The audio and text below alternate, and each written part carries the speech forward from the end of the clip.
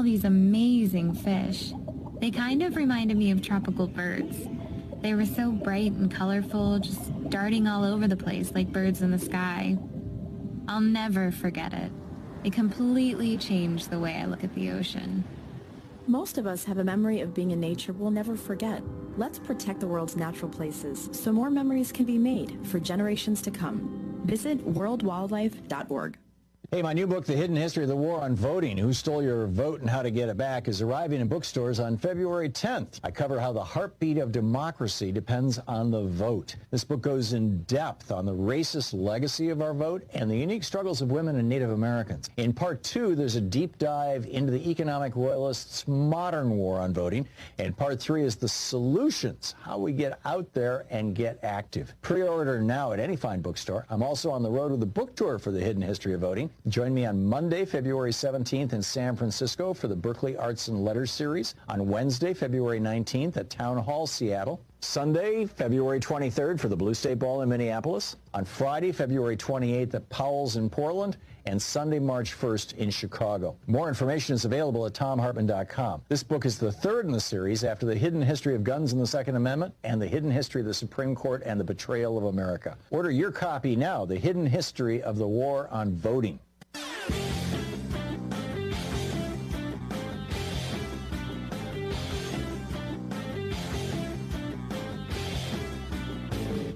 Hey, thanks so much for sharing our program and for reaching out to our stations and sponsors and letting them know that you're listening. It really means a lot to us. February is Heart Health Month, and I encourage you and those you care about to take steps to improve your heart health. More than half the population would benefit from blood pressure support, including me. That's why I eat Super Beets Heart Chews. They're the #1 doctor, pharmacist, and cardiologist recommended way to support healthy blood pressure, and they even promote heart-healthy energy without the stimulants. Paired with a healthy lifestyle, the antioxidants in Super Beets are clinically shown to be nearly 2 times more effective at promoting normal blood pressure than a healthy lifestyle alone. And with over 40,000 5-star reviews and counting, people are raving about Super Beets Heart Chews. Because I want to be healthy, I've been using Super Beets Heart Chews for years. Support your heart health with Super Beets Heart Chews. Get a free monthly supply of Super Beets Heart Chews on all bundles and a free full-size bag of turmeric chews valued at $25 with your order by going to tomlovesbeets.com. Seriously, you can get this exclusive offer only at tomlovesbeets.com. T-H-O-M loves B-E-E-T-S.com. tomlovesbeets.com. Check it out.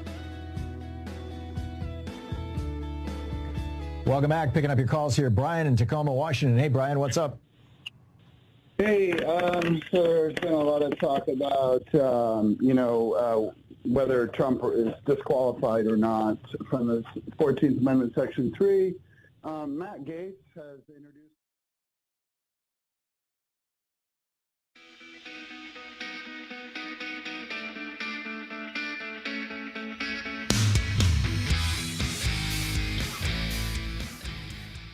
I'm Amy Goodman. It's wonderful to be back. Palestinian health officials say Israeli strikes killed at least 67 people in Rafah overnight. As fears grow, Israel will soon launch a ground invasion of a city where over 1 million Palestinians have sought refuge. The overnight airstrikes came as Israeli special forces raided a home in Rafah in an operation to free 2 Israeli Argentine hostages, 60-year-old Fernando Simon Merman and 70-year-old Luis Har. They were both found to be in good condition after being held captive since October 7th.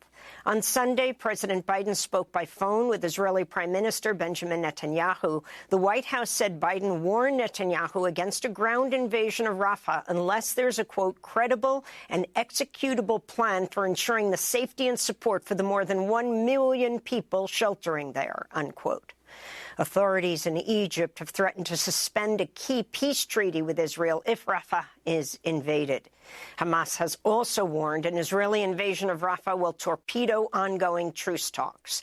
The European Union also warned against a ground invasion of Rafah, with one top EU official saying it could lead to a, quote, unspeakable humanitarian catastrophe, unquote. Israel carried out numerous airstrikes on Rafah over the weekend, including one that leveled a 5-story home, killing at least 8 people. I am searching for my niece. She was 2 months old. My sister and her husband are sleeping in their room, and my mother and my other sister with her children in the living room. Me and my father in the room over here. Suddenly, a rocket fell on us. My sister, her husband, and their children, including my niece, who is 2 months old, all gone. This all comes as Israeli Prime Minister Benjamin Netanyahu faces increasing pressure at home to secure the release of the remaining hostages in Gaza. Earlier today, a relative of the 2 Israeli-Argentine hostages freed in Rafah called for Israel to reach a deal now. And we know about the discussions in Cairo or in Paris and others between the Hamas, between Israeli with the mediators. Please be serious and strike a deal. The Israeli people needs the deal done. Not yesterday, not tomorrow, today. We want it done as soon as possible in order to give us some breathe. We must breathe a little bit here. Hind Rajab, the 6-year-old Gazan girl who'd been missing for nearly 2 weeks, was found dead on Saturday. Relatives found Hind's body inside a car alongside the dead bodies of 5 of her family members. The bodies of 2 rescue workers who were attempting to reach Hind were also discovered. Audio of Hind's harrowing call with emergency dispatchers was heard around the world as the terrified girl begged for someone to come get her as an Israeli tank approached her. The car where Hind was found was covered in bullet holes. The Palestine Red Crescent Society said Israeli forces also targeted its ambulance as it arrived on the scene. Emergency workers Yusuf Zeno and Ahmed Al-Madoun had found their way to Hind, but appeared to have been killed by Israeli fire just yards from her vehicle. This is Hind's mother, Wissam Hamada, after she learned of her daughter's killing. My heart is completely destroyed over my daughter. 2 weeks. They killed them. 2 weeks they were in that car. I've told the world from day one, please go get Hind. God is the only one sufficient for us. Everyone failed us. I will tell God on the day of judgment about my daughter. I swear I will never forgive you or any human involved or any human rights organization. A court in the Netherlands has ordered the Dutch government to stop exporting U.S.-made F-35 fighter jet parts to Israel. In the ruling, one of the judges wrote, quote, "It is undeniable that there's a clear risk that the exported F-35 parts are used in serious violations of international humanitarian law," unquote. In November, Oxfam and Amnesty International sued the Dutch government, saying the arms transfers violated the Netherlands' obligations under international law to prevent war crimes. One of President Biden's top foreign policy aides has admitted the administration has made missteps in the Middle East. During a closed-door meeting with Arab American leaders in Michigan, Deputy National Security Advisor Jonathan Feiner was recorded saying, quote, "We are very well aware that we have missteps in the course of responding to this crisis since October 7th, unquote. During the conversation, Feiner also said, quote, "I do not have any confidence in this current government of Israel," unquote. Feiner traveled to Michigan after Arab American leaders vowed to vote uncommitted in this month's Michigan primary due to Biden's support for Israel's assault on Gaza.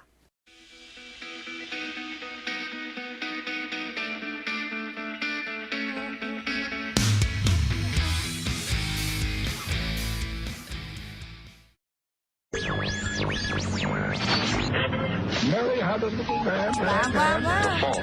We believe that all men are created equal. To the magnificent mosaic that is America. From radio beacon to radio beacon. I have a dream today. Change has come to America. Believe me. Help is on the way. Knock, knock. Who's there? It's a figment of your imagination. Randi Rhodes Show. Turn up your mind. I want to just thank President Biden for the PSYOP. Just an amazing rigged script in coordination with Pfizer. He rigged it perfectly. This was an all-timer. Just a masterful PSYOP by President Biden. Yeah, I haven't seen a game rigged this well since Hyman Roth and the World Series. For me, it's got to go back to The Godfather. Mission successful. Mission Well done, Joe. You know, I thought it was a joke. I did. I thought the whole PSYOPs thing was like some weird QAnon-y sort of Marjorie Taylor Greene nether region of your brain active, you know, sort of a plan or plot, a twisted way to somehow, you know, put your boot on a love story that was, you know, playing out beautifully in front of all bar faces, and it involved a pop star and a NFL player. And I thought it was all fake. I thought it was phony. But then I watched the game. And I got to say, everybody, you know, look, adding the overtime, brilliant. Couldn't have been more, mysterious, and couldn't have added more suspense and appeal, then, I mean, you could have done a touchback. You could have done a blocked punt. Do you know what I'm saying? But okay. So that was really good, and it took a lot of the pressure off of, you know, is it rigged for a moment, for just a brief moment. But I got to say, during regulation play, when you saw the fumble, right? You saw the fumble. So there was a big fumble on the part of Kansas City, and Travis Kelce had just caught almost an impossible pass, and they got the ball, and it was just right by the goal. And then all of a sudden, the next play, a fumble, Kansas City loses the ball that Kelce had worked so hard to get so close to the finish line there. And I don't know. I mean, I saw Travis go to Andy Reid, got up in his face. I've never seen any more irresponsible, behavior from a player towards his coach as I saw in that moment. Travis displayed a violent, boiling temper, and that's when I knew. That's when I knew that Taylor had given it all for her country. That's when I knew that the fix was in. That's when I knew that she was a deep cover agent. She made Valerie Plame look silly, okay? That's when I knew she was deep undercover. And how frightening her job has had to, it has had to be on her. Not just the unbelievable, grueling schedule of, almost falling off the folklore house, okay, in Tokyo. And then having to catch a flight from Tokyo to LAX because, he couldn't go straight to San Fran because all the private jets, it was, congested. I guess she helicoptered, I don't know, to Vegas. I guess she helicoptered. I'm not sure. But whatever it was definitely an operation, right? And I thought that was the most stressful part of her gig until I saw the temper on that Travis Kelce. And I realized how much she had put her life in danger. And I realized how brave Tay-Tay is. I understood that she was doing this all for the extra publicity so that when she endorsed Joe Biden in what would be a rigged Super Bowl, so everybody would be rooting for her and him and the love story, that it was all, done on behalf of the deep state. I understood it then. And, I will say, when they tried to knock her off the folklore house in Tokyo, I thought that was pretty much a Trumpian sort of a Putin move. Like instead of throwing her out the folklore house window, they just made it slippery so she would slide. They wanted her to slide to her death. They do. And the throwing people off roofs and stuff, this is very Russian. This is very, very Russian. Do you know what I'm saying? But the other giveaway, if you were looking for the clues, and Taylor or Tay-Tay, she is the mistress of breadcrumbs. She's better at leaving clues than Q. Okay, and that is why you have to know it's an op, and it's been an op. She was born 37 years ago. No, is she 37? 34, I think. She was born 34 years ago for this moment. And they've been Manchurian candidating her. They've been getting her ready for this the whole time, because, the idea that Joe Biden had to be president in an election against, crazy Donald Trump was not lost on the tea leaf readers. It wasn't lost. They knew. They knew they would need somebody just like her. And so they groomed her. And the other clue that this was real as far as being rigged and fake. If you talk like that, QAnon will believe you. You know that, right? Some people in this audience are already believing me. God help us.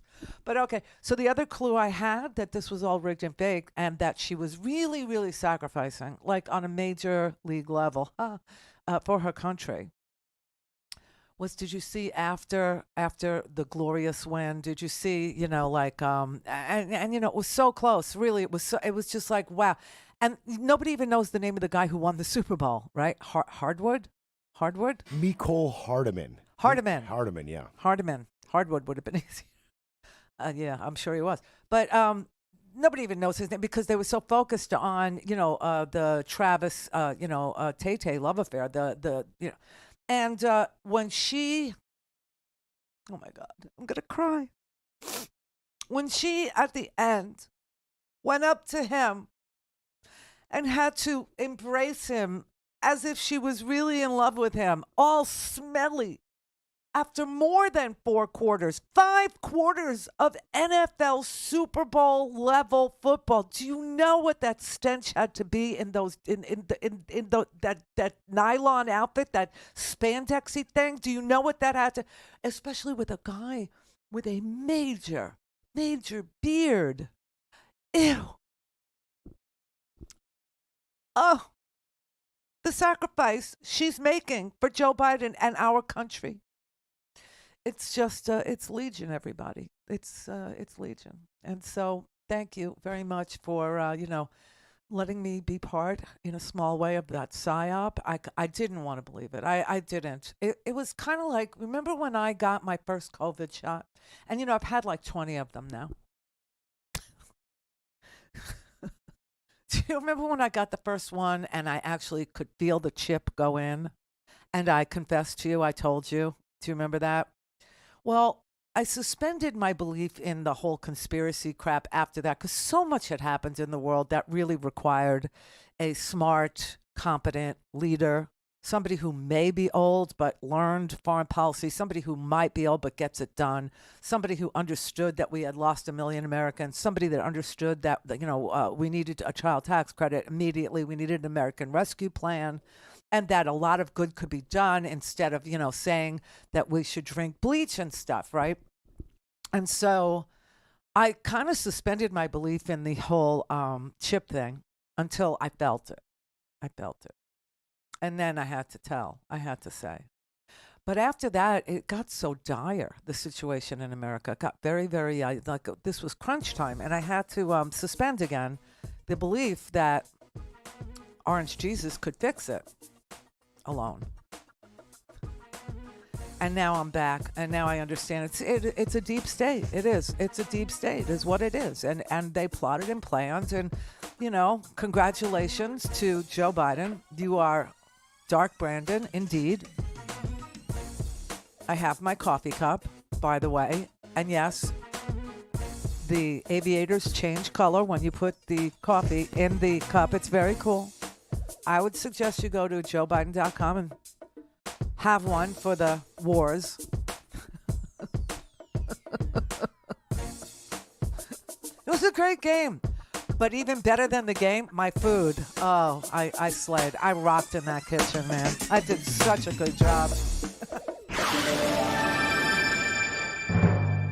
Clear for takeoff. Randi Rhodes. RandiRhodes.com.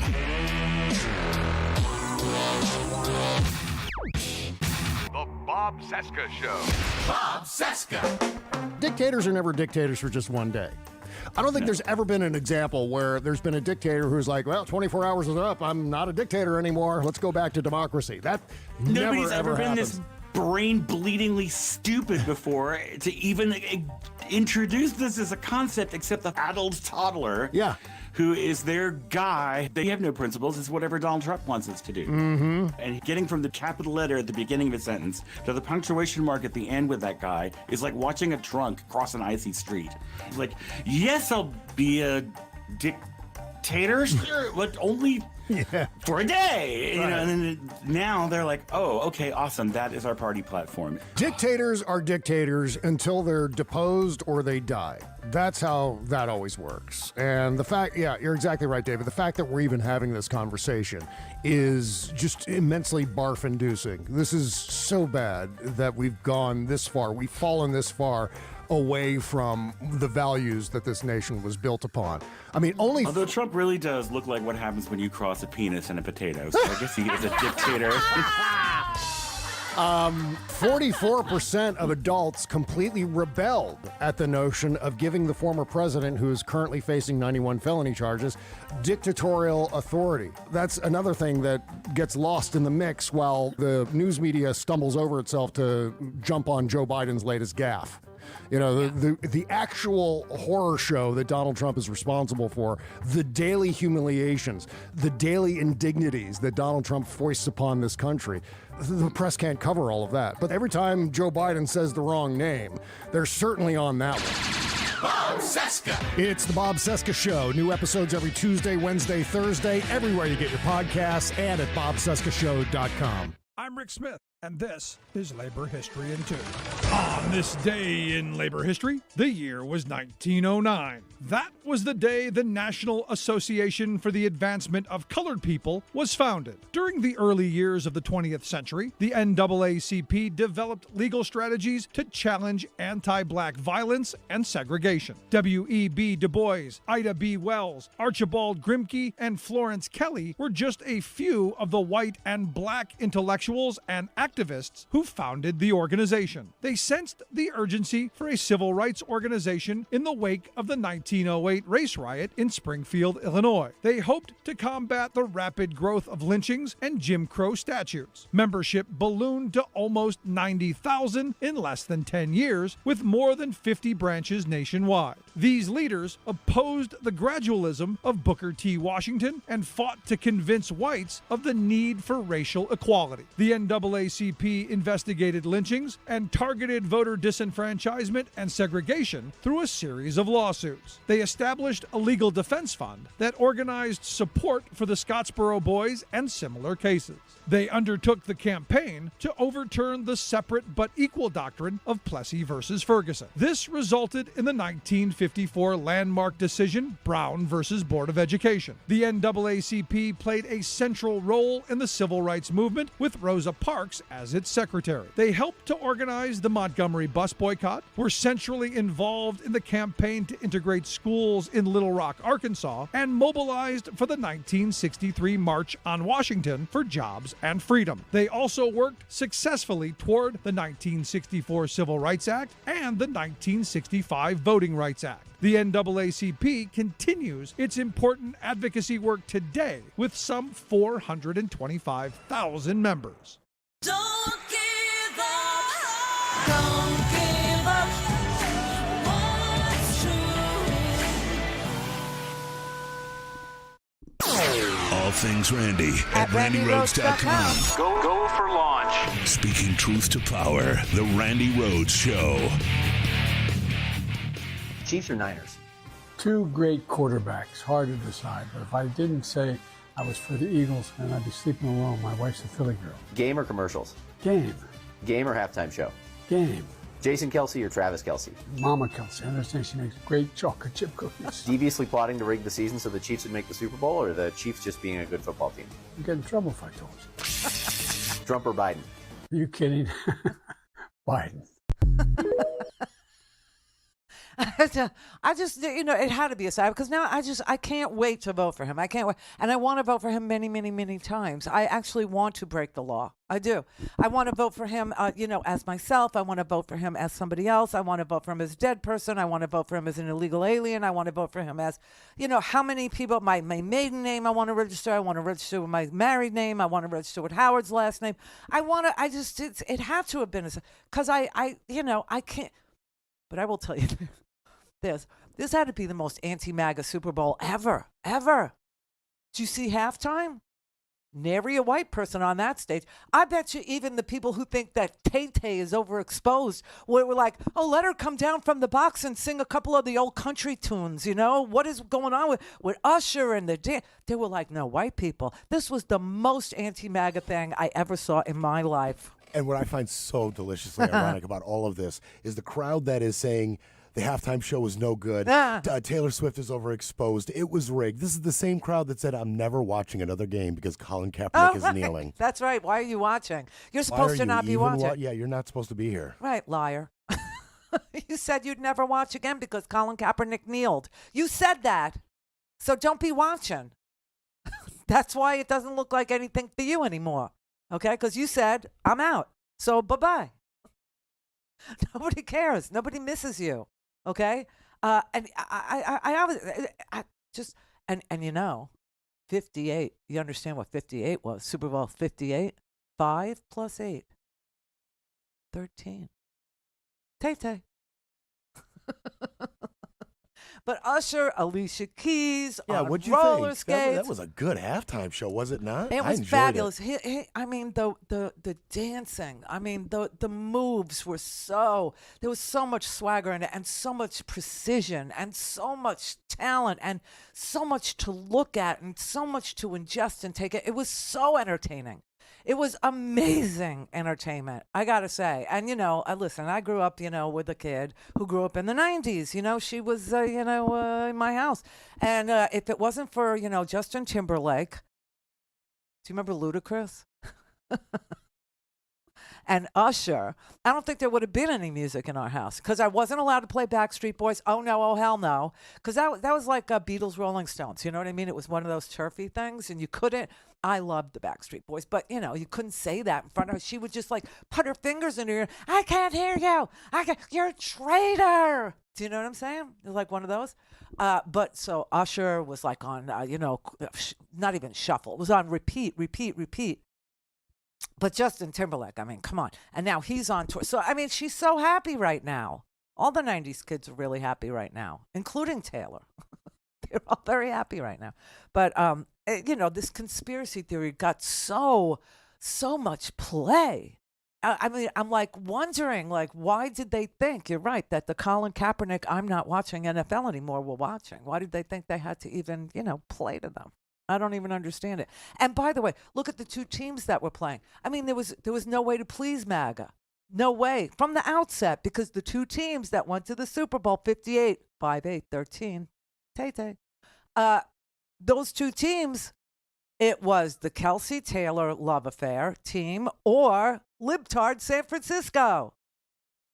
So either Tay-Tay won or Nancy Pelosi won. They were out from the beginning. So why would you even expect that anybody would play to you? I don't know. I don't even the nerve of you to demand anything from the NFL at this point is, I mean, I think the only way that it could have been worse for, you know, the secret watchers, the liars who said they'd never watch after Colin, is if it was completely sponsored by Bud Light and Target.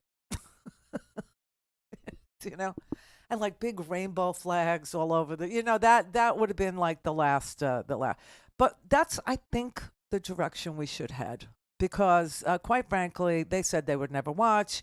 They don't like it anymore. Their teams are, you know, their teams suck ass. Tell you the truth, you know, and quite frankly, you know, LVIII. Do you know what that stands for? Liberal victory. Aye. Mm-hmm. It's right there in front of your face. Read the signs, people. Read the sign. But anyway, I cooked, and Brett cooked. I remember to bring leftovers for you, but Walked you straight past them. You did not bring the leftovers for me. But I will say, I tried my hand at jerk chicken. I've never done that. First of all, I never really made chicken wings before. I know that sounds obscene and weird to MAGA, but, you know, I am from New York, okay? And for us, you know, like the street food is not wings. It's dogs, it's pretzels, it's knish, halal. Do you know what I'm saying? It's shawarma, falafel. You know, we even have people that just sell pickles. Okay, that's who we are. It's how we live. There's nothing there for you, MAGA. Don't go there.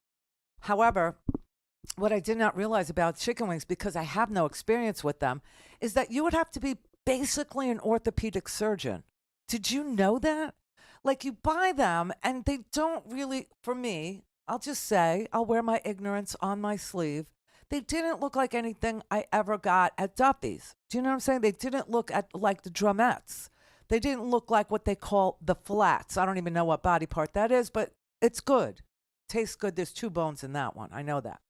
So I didn't really, understand the whole process. So when I got them home, I went to, Publix, regular Publix, and they had these big packs, and I had a lot of people. So I bought a big pack.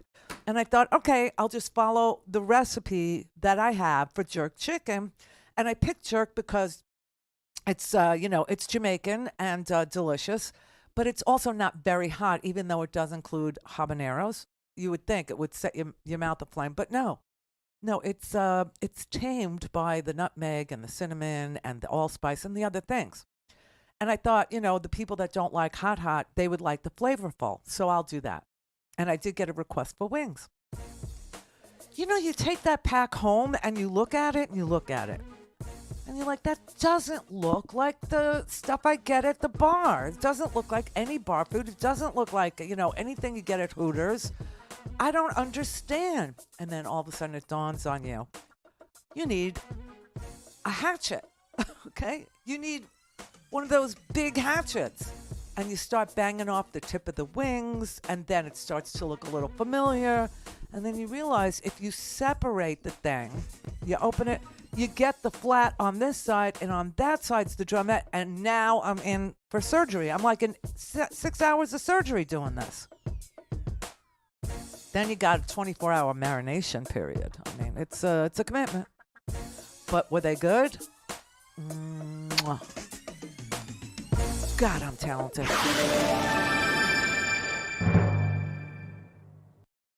Clear for takeoff. Randi Rhodes. Randi Rhodes. Randi Rhodes. RandiRhodes.com. This is Stephanie Miller, and here's what you missed. My 2016 PTSD has been triggered, and I think I was the first one in the country to start yelling, "This is what Comey did to Hillary!" at the television yesterday. What were your thoughts? Yeah. What were your... Go ahead. Yeah, that's exactly what I thought. And at the end of the day, too, what we can also surmise is we have a lot of MAGA still left in very powerful positions. And because what they made sure to do was try to equivocate this situation to the mess that's going down in Mar-a-Lago. And that is on purpose. And if I were Joe Biden, I would send out a heat-seeking missile to talk about, we don't do that. Yeah. This is why I'm saying it always bites us in the ass, that we have to be overly fair and overly transparent. And, it's got to be not just a Republican to investigate Biden. First of all, there didn't even need to be a special counsel for this. We all knew that there was no there. This so-called special prosecutor, this is the thing. All the things that happen in this report about the documents and Biden, all of the things that he asserts are not things that he has any actual ability to assert. He's not a doctor. He's not a geriatric specialist. He's not a memory specialist. Yeah. He's not any of those things. And none of them have to do with any of what he's there for. And the ridiculousness of saying the only reason we're not prosecuting is because he's a sympathetic plaintiff or defendant, and we're afraid that we couldn't overcome, even with all the evidence in the world, the sympathetic defendant. Oh, and by the way, there is no evidence because he didn't do anything wrong. Like, that's what this report is. Yeah. It's absolutely insane. It's absolutely insane. Hear all this and more on the next Stephanie Miller Show.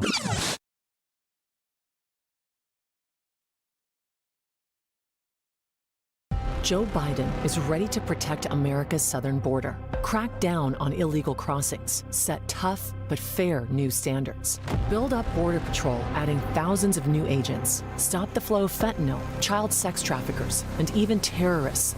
There's only one problem. Donald Trump Donald Trump has ordered Republicans to block the toughest immigration bill in decades. For all their tough talk, their solution is to do nothing, because Donald Trump needs chaos to win. You'd rather weaponize this issue than actually solve it. If he wins, he'll do nothing. Just like last time. His wall, a joke. Donald Trump doesn't care if your family's safety or the lives of law enforcement officers are in the balance. He's on the side of the cartels, coyotes, and child traffickers. There's only one candidate who will do something about our border, and it was never Donald Trump.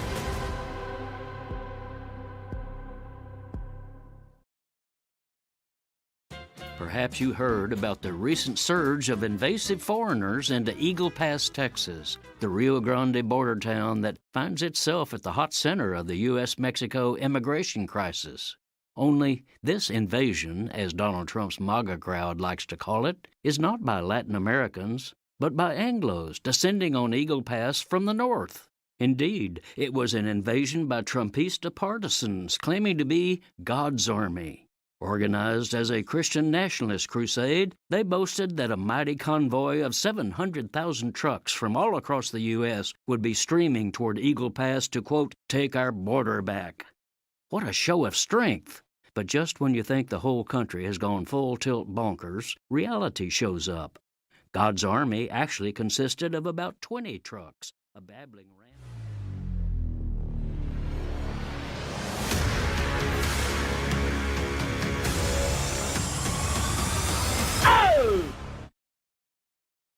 Call in, connect. To speak to Randi, call 561-270-3844. 561-270-3844.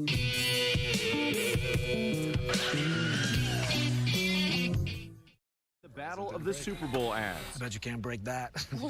I bet I can. Queen Bee ruling not only the screen, but breaking the internet in this Verizon spot. One of the most searched ads of the night on Google. Okay, they ready. You're searching ads on Google? The superstar teasing, then releasing the first two singles from part 2 of her Grammy-winning album, Renaissance. But that wasn't the only new music. What up, Bronx? For your consideration, here comes the Boston Massacre! The Dumb Kings! Ben Affleck debuting the Dun Kings, showing J-Lo he's got what it takes to be a pop star too. Dumb Kings! Boston pals Tom Brady and Matt Damon helping him out in the Dunkin' ad, the second most searched commercial of the game. Are we going to be on the album?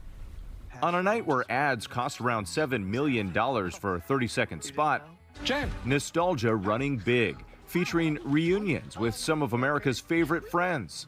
Give me a hint. Worked together for 10 years? 10 years. Yeah. Like Jennifer Aniston, who forgot co-star David Schwimmer during the commercial for Uber Eats. And Arnold Schwarzenegger, who got a little help from Danny DeVito pronouncing State Farm's famous slogan. Like a good neighbor, State Farm is there. But it was the jubilant return of Scrubs stars Zach Braff and Donald Faison in T-Mobile's ad that had all of us, including Jason Momoa, flash dancing. We have T-Mobile now! And everyone tried their hand at a Christopher Walken impression during BMW's ad. It's the real deal. Yeah. Featuring a cameo from halftime show star Usher. Don't you got somewhere to be? Yeah. Okay. So the Christopher Walken was my favorite because I'm a Chris Walken fan. I'm a huge Christopher Walken fan, and you know it's like one of the most invoked imitations that there ever will be of. Since Marlon Brando, it could have been a contender. It's like one of those. It's just a cowbell. You know what I'm saying? Everybody knows what you're doing with that one word. So, it's like, I know you know where they are. So why don't you tell me before I do some damage you're not going to walk away from? Do you know what I'm saying? It's like, I loved him. And the worst ad, the absolute worst one, had to be RFK's ad. Anybody see that? That was just so disgraceful and so disgusting and so beneath anybody who would be a Kennedy, A, or B, running for president or dog catcher. I'm so glad you brought that up. That was so surreal. Oh. And I kept waiting for like some other shoe to drop, like it was a joke or Right. it was ironic or something, and it was serious. It was and it serious. was disturbing. I mean, taking us back to the 1960s before all those pesky civil rights laws and stuff is one thing. But, honestly, and it was for MAGA too. That's why the 60s was invoked. That's why that era. But for him to compare himself to his father, or not his father, his uncle, right? I mean, his father was the attorney general who was also assassinated. I mean, the I don't know if it's a curse. I don't know if it's a deep state. I don't know what the hell that era of assassinations was all about. But we had in the 60s, everybody showing up dead. Everybody dying with a bullet in their head. And he invokes that era. Now, he said, RFK did, his family was very, very upset. So he apologized to his family, okay?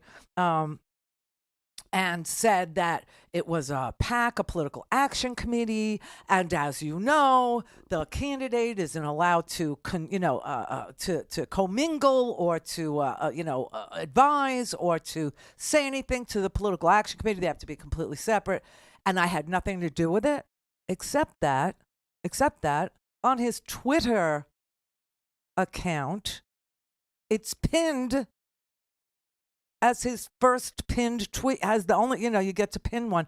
It's pinned, that commercial. If you didn't see it, I'll just, it's real short, but it's annoying and it's disgusting. Oh my God.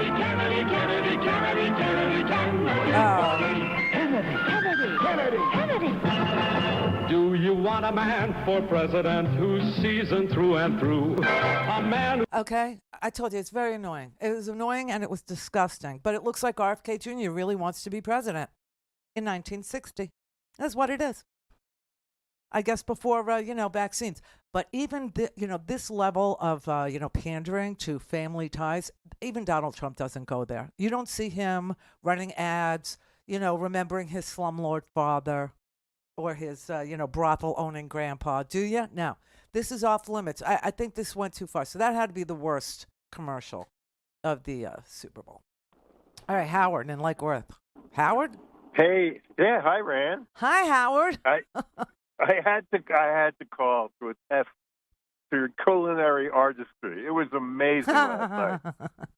Oh my God, you outdid yourself. Watching me is really something, isn't it? Isn't it? It was a full-time job. My God. You spent hours. Hours. And hours. I know. Oh my God. I mean, with finger food. Yeah. That's the hardest thing to make. I mean, the other stuff, like the ribs. I think the ribs were like the best thing. Two things I made. Well, Peter loved, Peter just took them all to go home. Yeah, I gave him all of them. I think he was hiding some. Yeah. Yeah, no, I brought. Oh, is that what that was? Oh, I hugged him goodbye. Yeah. Wow, thought he was just doing well in his septuagenarian years. Okay, wrong. But yeah, no, I brought some in for Brett. He loves them too. Oh, yeah, I munched on one rib before the show. Good Lord. Oh, he loved it. But, I got to tell you, the little stuff, like the stuff that requires a lot of the chopping and the onions. And my God, the tartlets were the best. No, the tartlets and the guac. I mean, that's the most, annoying thing to make. Those are the most annoying. But the ribs, you overnight them with, a dry rub and you stick them in the, and then you shove them in the oven, for like all day, and you don't have to pay any attention. But the lasagna, oh my God, the lasagna was so good. That's because that's not a lasagna. That's an Alfredo lasagna. That is a spinach, onion Alfredo lasagna, and that. Oh my God. That is not my recipe. That is an homage to my first husband, to his mother, where every single recipe Alice ever wrote starts with melt a stick of butter. Okay? Wow, that's just like... It's like the most delicious food ever, but it's a heart attack on a plate. Nobody wanted that to go because it was just too damn delicious, and they were afraid it would kill them. They were afraid it would kill them. It could have. It could have killed them. Anyway, how are your teeth? You okay? Yeah, doing well. Okay, doing good. well. I'll see you at home. On to my stretch class. Okay. Oh, good. Okay. All right, talk later. Yeah, so I'm here sweating, I'm here preparing, I'm here writing, I'm here putting together shows for you. And you know where Howard is? Going to stretch class. What a nice life he has, right?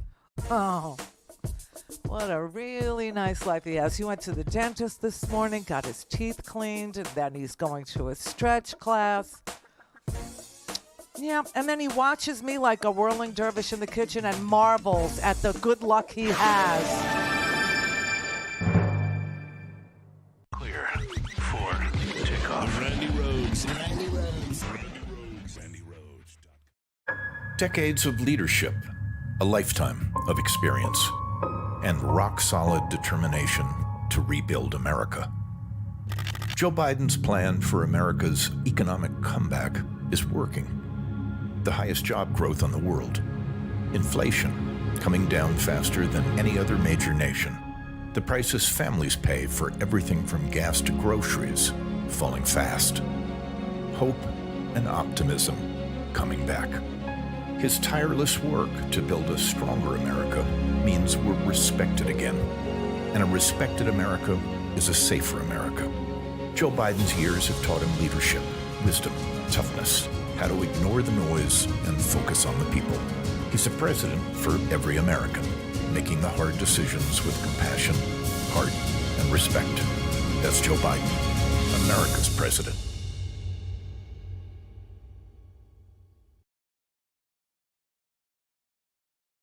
Something is happening in American politics. For decades, Republicans called themselves the party of strength in foreign policy.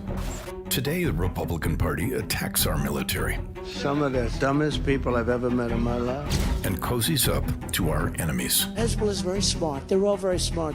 Republican senators are blocking key military appointments, making America less safe. This sweeping hold is undermining America's military readiness. Republicans are helping Vladimir Putin by calling for the end of military aid to the brave Ukrainians. Under Republican, not another penny will go to Ukraine. Today, President Joe Biden is the voice of a strong America. Let there be no doubt, the United States has Israel's back.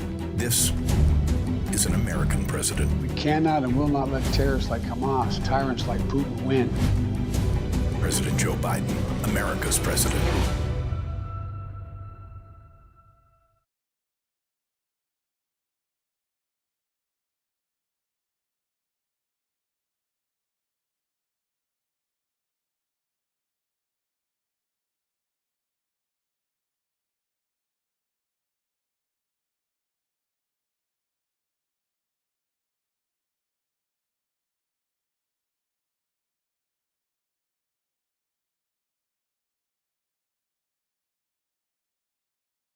Hey Donald, we noticed something. More and more people are saying it. You're weak. You seem unsteady.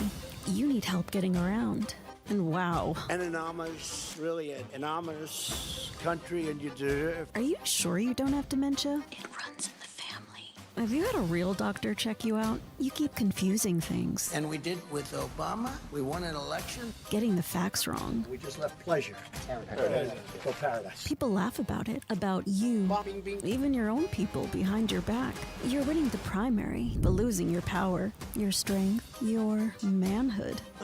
Face it, Donald. You're just projecting when you call Joe Biden old. He's stronger than you, fitter than you, smarter than you, a better man and a better president. Anyone can see it. And when you lay there at night, alone, you know we're right. You're falling apart, Donald, breaking down, right in front of our eyes. God bless the United States.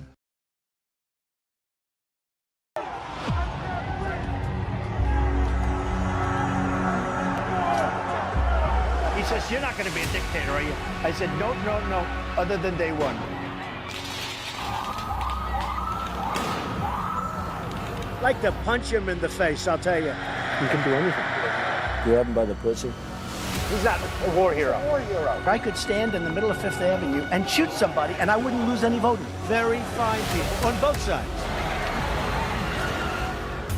I don't know what I said. I don't remember. I am your retribution. I am your retribution.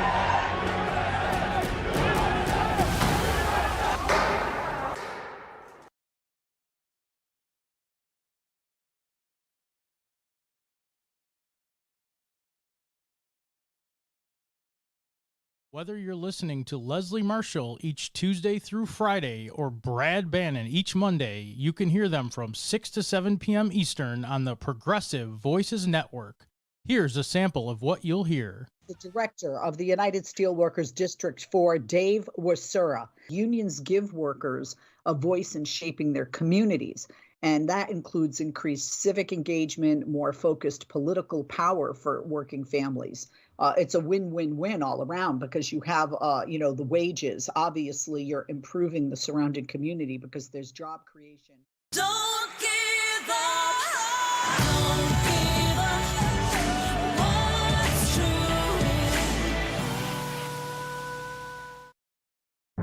This is the Randi Rhodes Show. To speak with Randi, dial 561-270-3844. That's 561-270-3844.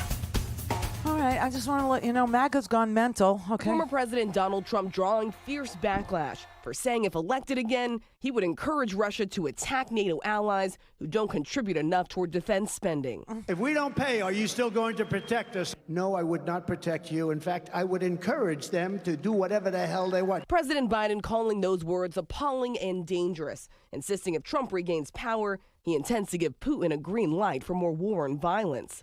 The NATO Secretary General warning any suggestion that allies will not defend each other undermines all of our security, including that of the U.S. Trump's Republican rival Nikki Haley pouncing. Putin kills his opponents. He invades free countries. This is not someone you ever want to pal around with. And you certainly don't want to give them the right to invade a friend. With just 2 weeks to go until the South Carolina primary, Trump and Haley holding dueling campaign events this weekend. It's a great day in South Carolina. South Carolina, we've had a great relationship with South Carolina. Former president questioning why Haley's husband, a major in the Army National Guard currently deployed in Africa, isn't on the campaign trail. Where's her husband? Oh, he's away. He's away. What happened to her husband? If you mock the service of a combat veteran, you don't deserve a driver's license, let alone being president of the United States. She's right, but she's a loser. Why? Because she has to appeal to MAGA, and MAGA's gone crazy. They have gone nuts. They are really, literally. I mean, he's standing there telling, Putin that if I'm president again, you could take all of Europe, basically, because I'm not going to be part of NATO. Now, the man has always hated NATO, so this isn't a gaffe, okay? It is who he is. It's what he thinks. Don't you know why Putin didn't invade Ukraine until Joe Biden became president? Don't you know? Because he was actually waiting for... Right, Trump's second presidency where he would destroy NATO and he could take everything that he wanted. Not just Ukraine, but probably a little piece of Poland, a lot of Estonia, probably all of it, which, is a beautiful little country. Really, I've been there. It's gorgeous. Tiny. Lithuania, Latvia, remember Montenegro, remember that? So, look, this is nuts. This is real seriously bat crap crazy nuts. And he was he also had a rally in Pennsylvania. Listen, when you talk to me about what happened on Friday, as far as Joe Biden losing it, Joe Biden, he made a gaffe. Joe Biden didn't remember when Bo died, which is disgusting and appalling that was included in a non-charging document, meaning no charges are going to be brought. We have no criminal case against Joe Biden. Joe Biden cooperated. Joe Biden didn't do anything that crosses the criminal line. There was no intent to defraud. There was no intent to obstruct. There was no intent to keep the documents. There was no, in fact, he turned himself in. Okay.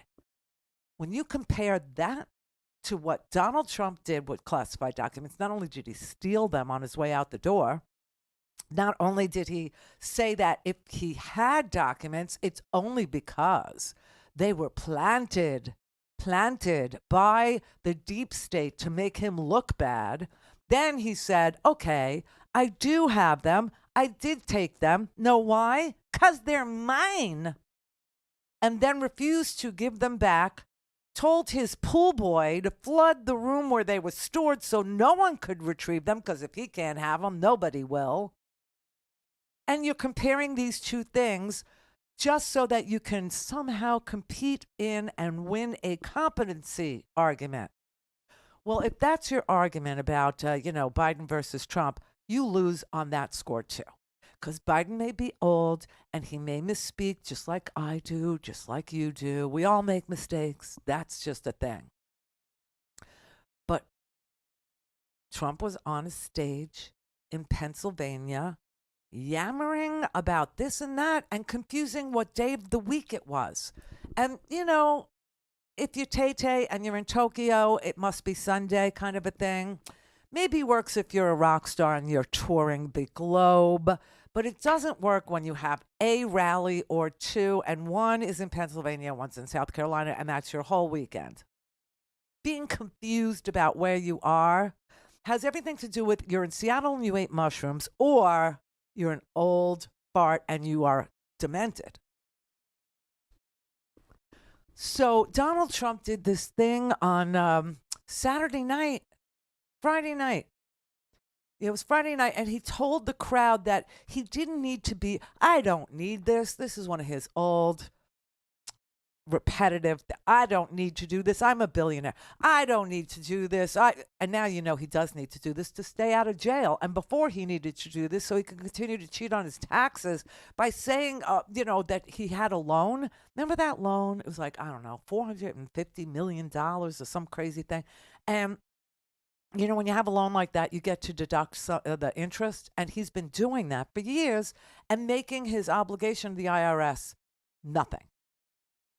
And then we find out that loan doesn't even exist. It wasn't even a thing. It was a lie all the way through. So that's kind of why he wanted to be president. Now he needs to be president to stay out of jail. But he was so confused. This was Friday night. And he's telling the crowd, I don't need this.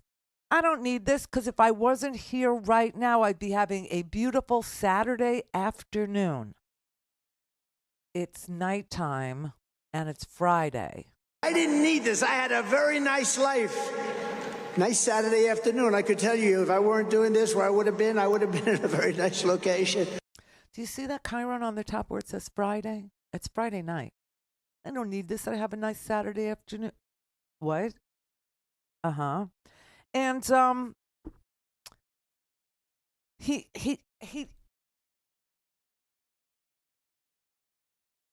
Former President Donald Trump drawing fierce back. I played this. These are all out of order. I don't know why. Oh well, I'll have to make a list and play them all for you. He was so confused. Oh, he said when he was in Pennsylvania, he said if he doesn't win Pennsylvania, they will rename Pennsylvania. Like, what does that even mean? I don't even know, what is going on in his mind. What is going on in his mind that Pennsylvania would need to be renamed? Does anybody from Pennsylvania know what that means or what he could be referring to? Because I can't even associate it with anything in common parlance or common knowledge or in the giant pool of thought that surrounds the states. Is there a thing I'm missing about Pennsylvania being named another thing if Trump's not I don't know. I don't. We have to win in November, or we're not going to have Pennsylvania. They'll change the name. They're going to change the name of Pennsylvania. What? What would they be changing? What? What's so confusing, Randy? If he doesn't win, they're going to change the name. What are you asking questions for? Simple. She brought her husband. Where's her husband? Oh, he's away. He's away. What happened to her husband? What happened to her husband? Look at the faces. Where is he? He's gone. Did you see the faces of those? He's putting children behind him now. Have you know? Those are 16-year-old kids that he has behind him in Pennsylvania, and Nikki Haley's husband is deployed. Okay, he's a reservist and he's deployed. He's serving, and he's intimating that he left her, or intimating that he doesn't want to hang out with her, or intimating that she's having an affair. Something really untoward is going on in this over here. She brought her husband. But where's her husband? Oh, watch their faces, especially watch these two over here, okay? They are like, what the... Even they know where Nikki Haley's husband is. Away. He's away. What happened to her husband? What happened to her husband? Where is he? He's gone. Oh, my God. They're like, well, she says Michael, her husband, is deployed. She says it all the time. Maybe they're right. Maybe you are demented. Maybe you have a disease of the brain. Maybe it's syphilis. Maybe it's 3rd stage or 4th stage or advanced syphilis. I did not mention, you remember when he had those marks on his hand and they were making it all over the social media? I didn't say a word about it because I don't know what it is. And I have never heard that syphilis appears on your hands. I don't know what you have to be doing to have it appear on your hands. I don't want to know. I am not interested in that answer. Please do not tell me. Okay? Really don't want to know. But I didn't say anything. Now I'm starting to think again. Advanced syphilis, just something really bad is going on with that brain. He doesn't know where he is. He doesn't know what he's saying. He thinks that it's Saturday when it's Friday. He thinks that Nikki Haley is Nancy Pelosi. He thinks Nikki Haley's husband is, cheating on her or she's having an affair. And he puts it out there like we're all tards. Like there's all something wrong with all of us. No. Clear for takeoff. Randi Rhodes. Randi Rhodes. Randi Rhodes. RandiRhodes.com. 911, what's your emergency? America's healthcare system is broken, and people are dying.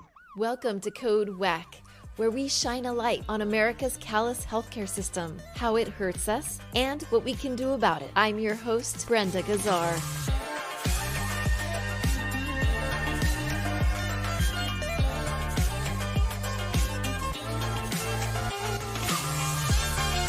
This time on Code WAC, where the 3,000 people died of drug overdoses in Los Angeles County alone in 2022. And last October, Hollywood actor Matthew Perry of Friends fame became one of the latest overdose victims when he accidentally died of acute effects of ketamine at his Los Angeles home. Perry's story reminds us that no one is immune to drug overdoses. But who is most vulnerable in LA County, and what can be done about it? To find out, we spoke to Nyabinghi Kuti, director of the LA Harm Reduction Network, which aims to expand and enhance access to substance use disorder treatment for LA County and especially Skid Row. So you've said in the past that Black residents on Skid Row are facing a humanitarian crisis related to substance use disorder. What are you seeing and hearing from these residents?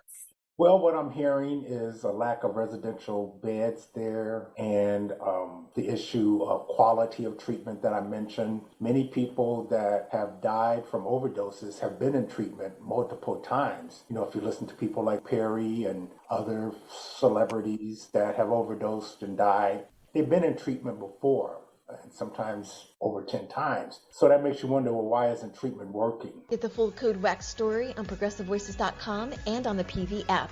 Catch all our episodes by subscribing to Code WAC wherever you find your podcasts. This podcast is powered by Heal California, a nonprofit that uplifts the voices of those fighting for healthcare reform around the country. Until next time, stay healthy. Now, the top of the hour on the Progressive Voices channel on TuneIn presents the Green News Report. The science is clear. Soot pollution is one of the most dangerous forms of air pollution. EPA cracks down on deadly type of air pollution. January 2024 was the hottest January ever recorded on planet Earth. Plus, scientists say that climate change is creating hurricanes so strong they're literally off the charts. Hurricanes are getting so intense, scientists propose a Category 6. About time. All of those stories and more straight ahead from BradBlog.com. I'm Brad Friedman. And I'm Desi Doyen. Stand by for 6 minutes of independent green news, politics, analysis, and snarky comment. These bizarre weather emergencies are just going to keep happening. We all know the cause. Al Gore warned us about this, and it's getting worse every year, so I'll just say it. The witch's curse. This is your Green News Report.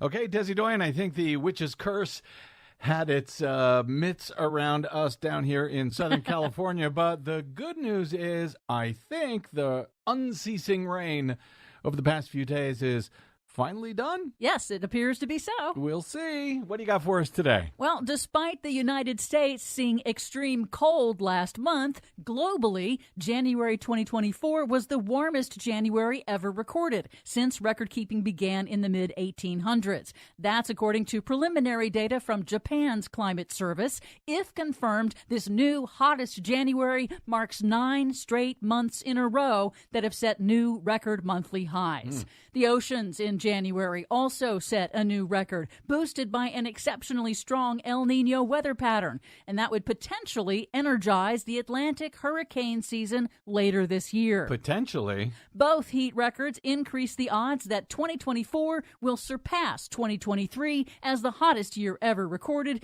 That's due to global warming driven by humanity's burning of fossil fuels. And the witch's curse.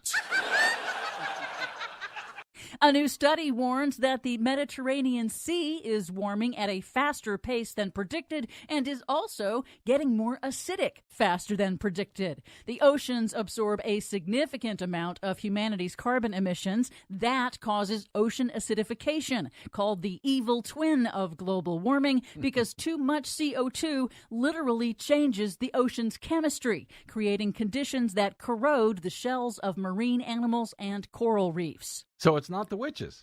No, it's not the witches. It's humanity. Oh. This week, a new study proposes adding a Category 6 to the Saffir-Simpson hurricane wind scale to better alert the public to mega storms.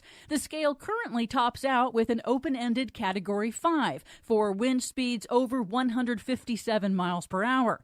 But the researchers show that a number of tropical cyclones since 2013 had wind speeds faster than 192 miles per hour, meeting their criteria for a Category 6. The researchers warn the Gulf of Mexico is at the highest risk for potential Category 6 mega hurricanes. That's if global temperatures reach 2 degrees Celsius above pre-industrial levels. I'm no climate scientist, but I do recall asking a few of them about 2 or 3 years ago, hey, is it time for a Category 6? Looks like we're going to get a Cat 6. Maybe. But some good news for victims of disasters. The Federal Emergency Management Agency has a new policy. As areas rebuild after a disaster, FEMA will offer states and communities new funding to install solar panels, heat pumps, and other green upgrades as they repair public structures like schools and hospitals. Cool. That's one of the things that the Republicans want to turn back as soon as they get into the White House, right? Yep. And some positive news. The vast majority of Americans living in coastal communities support offshore wind farms. In a survey by Climate Nexus, more than 2/3 of respondents support expanding offshore wind farm construction in their own communities, including a majority of Republicans. That's despite a surge in disinformation campaigns attempting to falsely link whale deaths to offshore wind development that have been spread by right-wing media and organizations backed by the fossil fuel industry. And Donald Trump. Finally, great news for everything that breathes. What? For the first time in more than a decade, the Biden Environmental Protection Agency this week cracked down on one of the deadliest forms of air pollution, soot. Soot is tiny particles, primarily from the burning of fossil fuels, that can penetrate deep into the lungs and bloodstream, causing heart disease, lung cancer, strokes, dementia, and other chronic illnesses. The EPA says the tighter rules required by law will prevent up to 4,500 premature deaths every year. Industry leaders are expected to challenge the new clean air standards, alleging that they'll harm economic growth. But the EPA says the standards will save $46 billion in public health costs over 10 years. That is good news. I'm just glad the historic rains are gone from California. For much more on all of these stories and the ones we couldn't get to today, check out our website at greennews.bradblog.com. Find, follow, and share us planet-wide on the Facebooks, Mastodons, and sites still known as Twitter at Green News Report. I'm Brad Friedman. And I'm Desi Doyen. And this has been your Green News Report. Please help Progressive Voices support the Green News Report by stopping by bradblog.com/donate. Mary had a little lamb. False. We believe that all men are created equal. To the magnificent mosaic that is America. From radio beacon to radio beacon. I have a dream today. Change has come to America. Believe me. Help is on the way. Knock, knock. Who's there? It's a figment of your imagination. Randi Rhodes Show. Turn up your mind. They asked me that question. One of the presidents of a big country stood up and said, well, sir, if we don't pay and we're attacked by Russia, will you protect us? I said, you didn't pay? You're delinquent? He said, yes, let's say that happened. No, I would not protect you. In fact, I would encourage them to do whatever the hell they want. You got to pay. You got to pay your bills. Oh, is that the kettle pot meat? First of all, a big country, as he describes it, would have its own military. And number two, the idea that he's standing there talking like a mob boss, and Europe, by the way, has outspent us in defending Ukraine. Does he keep up at all? Does he read a newspaper? Anything at all? I mean, he's entitled to get briefings daily. Do you think he's keeping up with it, everybody? This is not the first time he has told that story. That story he's been telling ever since he decided that to act at the behest of Vlad and start talking down and talking trash about NATO. NATO, an alliance that has kept Europe free and the United States safe for 75 years, is suddenly trash because Putin said so. Because Putin was waiting for Donald Trump's second term so he could, A, invade Ukraine, and B, get rid of NATO and take, I don't know, maybe Finland, maybe Sweden. You know, this is why NATO was 30 countries. Now it's 32. Yeah, because the people who share borders like Finland with Russia, they know better now. They understand what the threat really is. And they applied for, and they've been voted on, and they are now in NATO.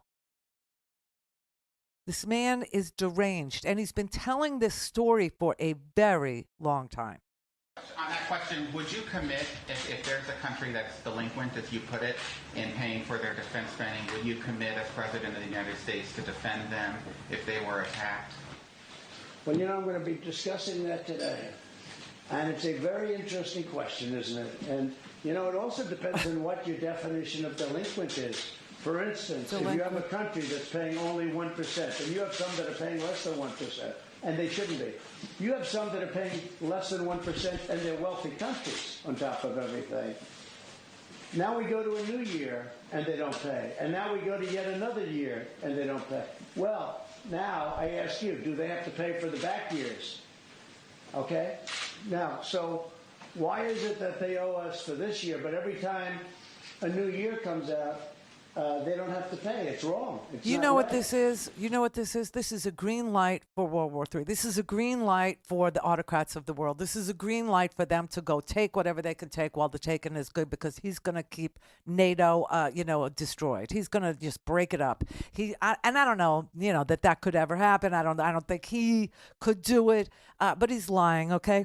Do you know that the 2% mark is exceeded by a good chunk of NATO countries, and countries you might not think were paying their fair share are paying much more than their fair share. Countries like Romania and Hungary, Viktor Orban's Hungary, they pay almost 4%, okay? Finland and Latvia, Lithuania, Estonia, they're paying almost 4%, 3.9%, okay? Well, Estonia pays between 2.3 and 2.7 for their defense in NATO. So I don't know what the hell he's talking about, and nobody really cares what he's talking about, except that he's giving a green light to the people who would like to conquer Europe, who would like to take Europe, who would like to have independent free nations be brought back under the Soviet Union's umbrella. That's what this is about, because that was 2018, that last clip. That is old. That is moldy, oldie stuff, okay? And then here's a mashup of everything he said since 2016 about NATO. By the way, I'm right about NATO.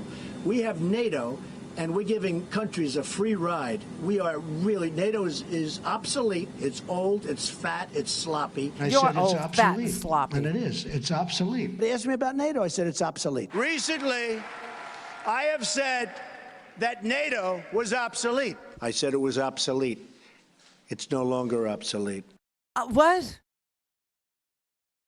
He's been saying this since 2016 because this is what he was paying Putin back in. He was trading Putin the idea that you make me president, there will be no obstacle in your way. You can take Ukraine. You can take Poland. You could take Estonia. You could take Montenegro. And remember when he pushed the guy, the prime minister of Montenegro?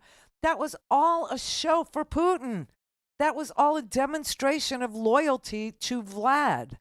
Tucker Carlson, this election cycle, Tucker Carlson interviewing Vladimir Putin is another hat tip to Putin that he will have a friendly media.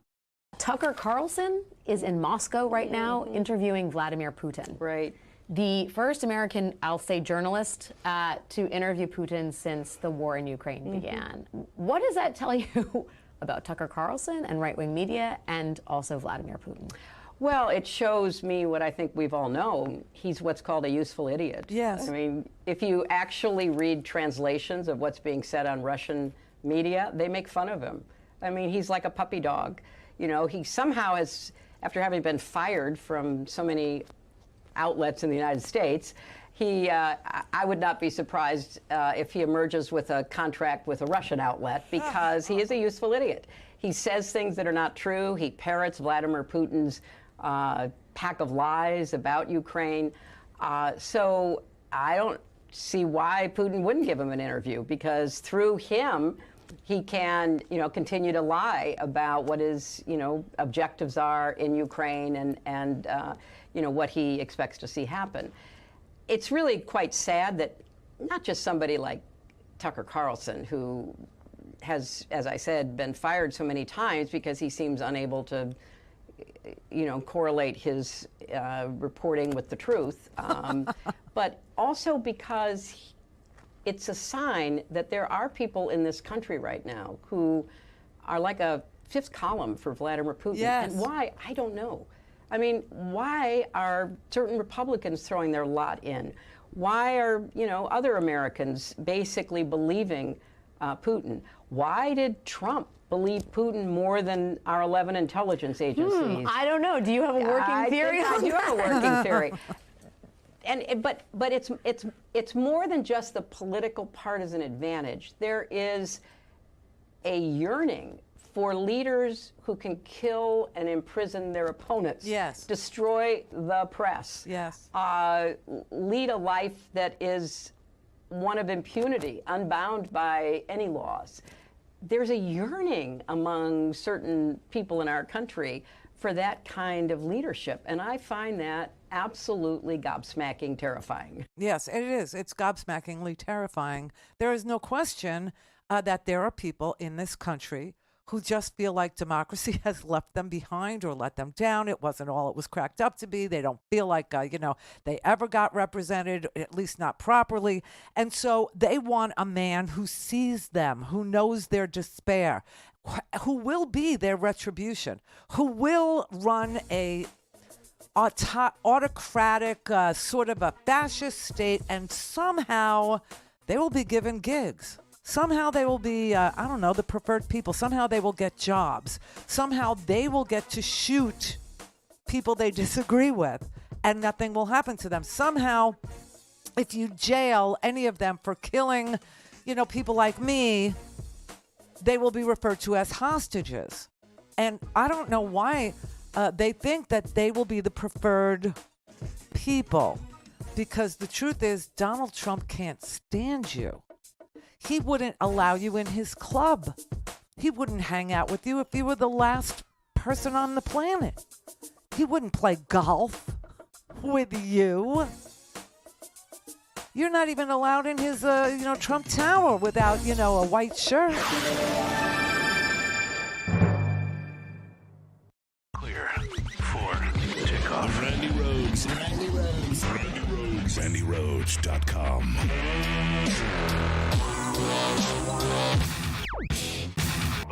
Bob Cesca Show. Bob Cesca. Dictators are never dictators for just one day. I don't think there's ever been an example where there's been a dictator who's like, well, 24 hours is up. I'm not a dictator anymore. Let's go back to democracy. That Nobody's never ever been happens. this brain-bleedingly stupid before to even introduce this as a concept, except the adult toddler. Yeah. Who is their guy. They have no principles. It's whatever Donald Trump wants us to do. Mm-hmm. And getting from the capital letter at the beginning of a sentence to the punctuation mark at the end with that guy is like watching a drunk cross an icy street. He's like, yes, I'll be a dictator, sure, but only for a day. You know, and then now they're like, oh, okay, awesome. That is our party platform. Dictators are dictators until they're deposed or they die. That's how that always works. And the fact, yeah, you're exactly right, David. The fact that we're even having this conversation is just immensely barf-inducing. This is so bad that we've gone this far. We've fallen this far away from the values that this nation was built upon. I mean, Although Trump really does look like what happens when you cross a penis and a potato. So I guess he is a dictator. 44% of adults completely rebelled at the notion of giving the former president, who is currently facing 91 felony charges, dictatorial authority. That's another thing that gets lost in the mix while the news media stumbles over itself to jump on Joe Biden's latest gaffe. You know, the actual horror show that Donald Trump is responsible for, the daily humiliations, the daily indignities that Donald Trump foists upon this country. The press can't cover all of that. But every time Joe Biden says the wrong name, they're certainly on that one. Bob Cesca. It's the Bob Cesca Show. New episodes every Tuesday, Wednesday, Thursday, everywhere you get your podcasts, and at bobcescashow.com. I'm Rick Smith, and this is Labor History in 2.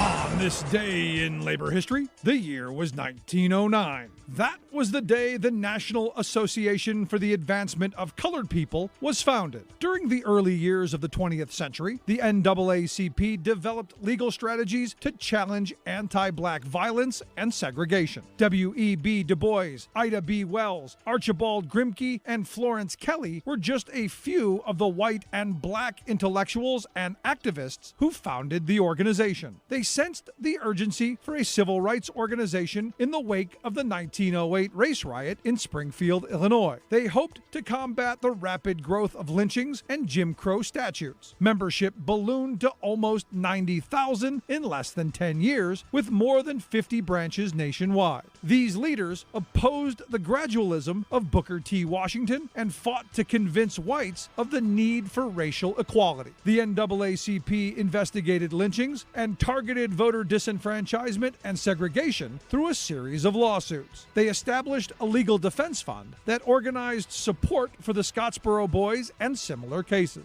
They undertook the campaign to overturn the separate but equal doctrine of Plessy versus Ferguson. This resulted in the 1954 landmark decision, Brown versus Board of Education. The NAACP played a central role in the civil rights movement, with Rosa Parks as its secretary. They helped to organize the Montgomery bus boycott, were centrally involved in the campaign to integrate schools in Little Rock, Arkansas, and mobilized for the 1963 March on Washington for jobs and freedom. They also worked successfully toward the 1964 Civil Rights Act and the 1965 Voting Rights Act. The NAACP continues its important advocacy work today with some 425,000 members.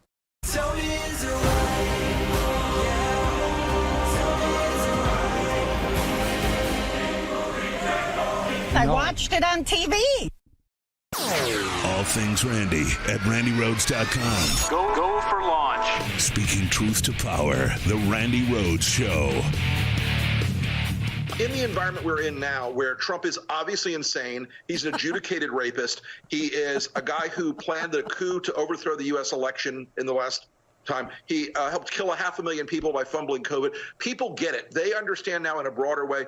And he's the guy walking around bragging that he killed Roe versus Wade, when a meaningful percentage of Republican women are actually pro-choice, either fully pro-choice like Roe v. Wade pro-choice, or libertarian pro-choice like stay the hell out of my bedroom, Donald pro-choice.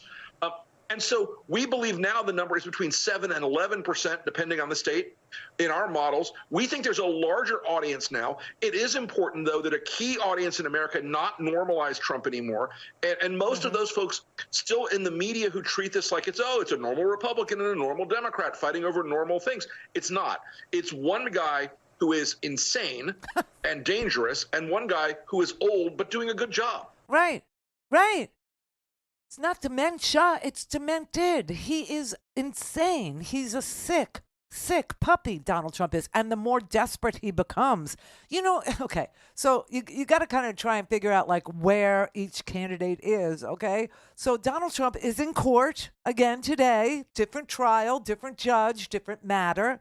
Yeah, he's in court today begging Eileen Cannon in the Magaloco documents case to go ahead and release unredacted, classified documents to the entire world. Seriously, because he wants that. He wants that to happen. He wants everyone to be able to see the classified documents that he stole, that he said were planted if they were there. Then he said that those were his, and then he said you can't have them back. So you had to have an FBI raid of Magaloco to get those documents and to put them in a secure location. And now he wants them to be made public without redactions. And Aileen Cannon, who is a Trump-appointed judge in Florida, who refuses to even move her courtroom to a place where, people could see what was going on. She's still sitting in, Fort Pierce, Florida, where no one lives. 3 people live there. And an alligator and a giant iguana named Sid. I don't know, making crap up now. But she's sitting there in, her, high chair, trying to decide whether, and the only reason why she didn't release it already, is because Jack Smith threatened to go to the 11th Circuit Court of Appeals, which would be her boss circuit, and say to her boss is the justices in the appeals court, we are applying for an injunction, meaning stop her from releasing America's secrets, because not only will the people that are co-conspirators in this, Walt Nauta, and the people that were going to flood the room for him, the pool room for him, not only are they going to have access to classified material that they should never have access to, but so will the media. And the media will have to cover it. And we will all have to sit there and read the secrets of the United States with regard to an attack plan for Iran, which I should not know, although I'm sure it's changed by now. Do you know what I'm saying? And then what else are we waiting for today? So he's in a courtroom where he did not have to be. There was no need for him to be there today. I know of no defendants that go to court when injunctions are being sought for documents. I just don't know anybody that does that. But we're also waiting for another court in another matter, oh my God, to hear from Donald Trump, because today is a deadline for him. Yeah. Today is a deadline in the January 6th insurrection case for Donald Trump, okay? This, he either has to appeal today for the entire 10th Circuit, the D.C. Circuit Court of Appeals, to hear his case, which he lost last week, which was great, saying the president does not have absolute immunity. No, the president can't order SEAL Team 6 to shoot his political rival, and then when he's not president anymore, not be prosecuted for murder. No, we don't have a country like that. But Donald Trump would like a country like that, and I'll leave it to you to figure out why he would want a country like that. But he doesn't want this, the ruling of the 3 justices to stand. He wants that overturned. So he has 2 choices, as you know. He can go and ask for the whole court, the en banc, as they call it. Why? Because it's French and it sounds better. But all the judges could hear it, but they will not allow for a delay. The clock will keep ticking. And that means that, they can go ahead and start processing the date and start processing the trial, go back to what they were doing. Because right now, the trial is on hold. It's all on hold, pending the verdict. Does he have absolute immunity? Because if he does, there's no trial, right? But of course he doesn't. And so he can ask the whole circuit court to hear it, or today's the deadline for him to ask the United States Supreme Court to hear it. Now, if he asks the U.S. Supreme Court to hear it, there's a very, very good chance that they will say no, because there is no other conclusion that they could come up with that would be different from the 3 appeals court justices who said no. There's no such thing as absolute immunity. We don't live in a country like that. You cannot ask SEAL Team 6 to kill your political opponent because you're president. And then, when you're not president, expect that you will never be prosecuted for that murder. That is not who we are. It's not where we live. It's not going to happen. Does anybody in this audience think that the Supreme Court would come up with a different conclusion? Well, maybe Donald Trump does. And maybe he doesn't. But I'm telling you right now, there's no way. So we have to wait now to see what he does, because today's the deadline for this choice. Does he want the whole court of the 10th Circuit, or does he want to go straight to the Supremes and ask for what we call a writ of certiorari, meaning hear my case? They will not. They wouldn't take it. I'm sure that I've said this from day one when this original decision came down, that they would not take it at the Supreme Court because there is no other conclusion. And the Supreme Court only exists to settle court disputes between courts. It doesn't hear evidence. It's not a trier of fact. You and me are the trier of fact. Juries are the trier of fact. Not even the judge in a jury trial is the trier of fact. The judge is in charge of the process and makes sure it's fair. But the trier of fact, and the only trier of fact in our democratic system, is you and me. So the Supreme Court can only, rule on the law and whether or not a decision was, reached in violation of existing law, or is it opposite of what the Constitution would allow for? That's it. And there's nothing that they could find that would be any different from, no, you can't kill your opponent. Oh, I can't believe we're even talking about this. That's how insane he is.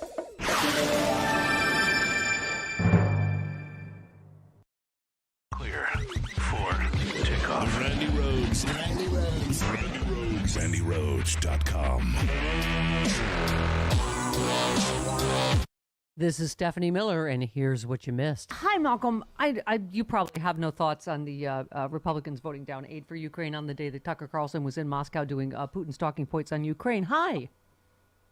Hi. Yeah, about that. Good God. Good God. I don't know if you have the tweet. Somebody tweeted out there, the party of Reagan has completely flipped at the hands of one con man and have become the party of Moscow and Putin. This is beyond treasonous. They are in their pocket. Even now, Mitch McConnell, with a deal that they worked on for 4 months. Yeah. Right? Which would essentially end immigration into the United States and shut the border down most days. Nope. They'd rather do Moscow's bidding. The Republicans are really... What did I write in that book? I can't remember that. Plot to Hack America back in 2016. Yep. Not to mention Paul Manafort as well, exactly what Weissman said. Ukraine has the guts to win this war. Mm-hmm. They could win this war if they were given all the resources they need now, not drip-drabbing like, Jake Sullivan, the National Security Advisor, has been doing, like the way Secretary Austin wants to do, which is give them everything. Instead of sending 500 Bradleys to Morocco, we would have just given them to Ukraine. But you still have to have a budget for that. You still have to have money for that. And that requires Congress. Congress is bought by Moscow. We should just never refer to them anything other than the Kremlin crew or the Traitor Caucus.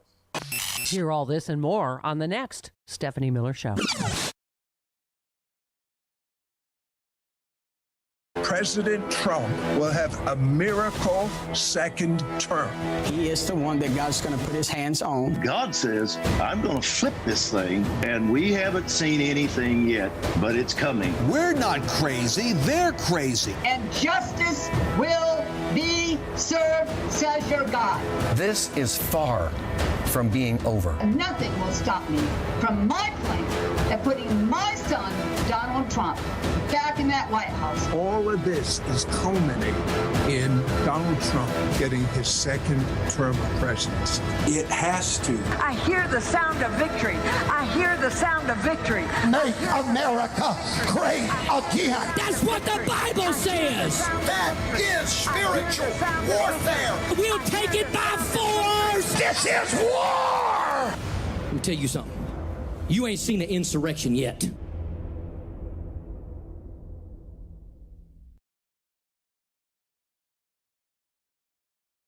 Perhaps you heard about the recent surge of invasive foreigners into Eagle Pass, Texas, the Rio Grande border town that finds itself at the hot center of the U.S.-Mexico immigration crisis. Only this invasion, as Donald Trump's MAGA crowd likes to call it, is not by Latin Americans, but by Anglos descending on Eagle Pass from the north. Indeed, it was an invasion by Trumpista partisans claiming to be God's army.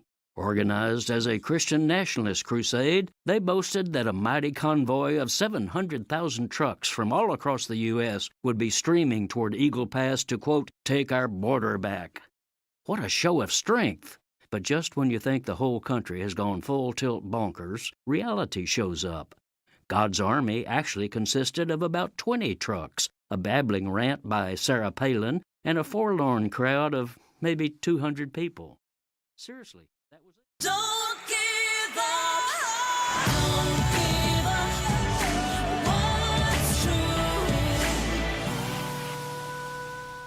Call in, connect. To speak to Randy, call 561-270-3844. 561-270-3844. This election is going to be about two men, but really two different visions for the country. President Trump, just the other night, confused what day of the week it was. He has confused who the leader of North Korea and China are. He's confused the leaders of Hungary and Turkey. By the way, Speaker Mike Johnson was on the other day, and he confused Iraq and Iran. Right. And, of course, President Trump doesn't know the difference between Nancy Pelosi and Nikki Haley. And, oh, by the way, last night President Trump saw fit to basically dump on Nikki Haley's husband, who is serving in the military right now because he hasn't around. That's what he continues to do. So the people of America are going to have to make a choice. Are they for a guy like Joe Biden, who wakes up every day thinking about the people of America, thinking about how to lift people up? Or are they going to be for Donald Trump, who has already said, and you can believe him when he says this, even though when his lips are moving, he's usually lying, that he is going to be engaged in revenge and taking us backwards? I think the choice is clear. You know what Joe Biden remembers? He remembers how to build 46,000 infrastructure projects. He remembers how to build one of the strongest economies in the world. He remembers how to make sure that the unemployment rate stays as low as it has for 50 years and to create 800,000 jobs. And that is why, let me just finish, that is why the president says, watch me. And the president has demonstrated an incredible amount of accomplishment in a few short years that outpace anything that Donald Trump has ever done, including creating 15 million jobs. Don't let Kristen Walker say anything. Don't let her, you know. She really tried. I know she did. But she was wrong. I mean, she got like the whole scenario of the documents wrong. She actually thought that that Donald Trump's case and Joe Biden's case of the missing documents was similar in any way, shape, or form. The only thing similar about those cases is that they were both presidents. That's it.